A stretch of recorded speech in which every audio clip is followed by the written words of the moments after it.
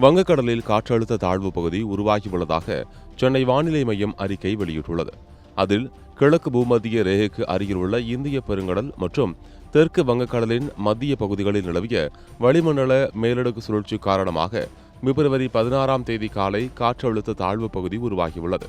இது மேலும் மேற்கு வடமேற்கு நோக்கி நகர்ந்து தென்மேற்கு வங்கக்கடலை நோக்கி இந்திய பெருங்கடல் அருகே வரை நகரும்.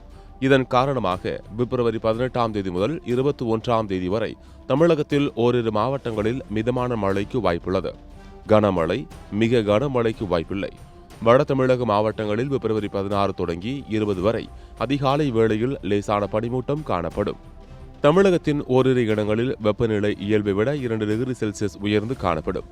இவ்வாறு தெரிவிக்கப்பட்டுள்ளது. கடந்த 2002ஆம் ஆண்டுக்கு பிறகு பிப்ரவரி மாதத்தில் காற்றழுத்த தாழ்வு பகுதி உருவாகியுள்ளது. அதாவது கிட்டத்தட்ட 24 ஆண்டுகளுக்கு பிறகு இந்த மாதத்தில் காற்றழுத்த தாழ்வு பகுதி உருவாகி இருக்கிறது என்பது குறிப்பிடத்தக்கது.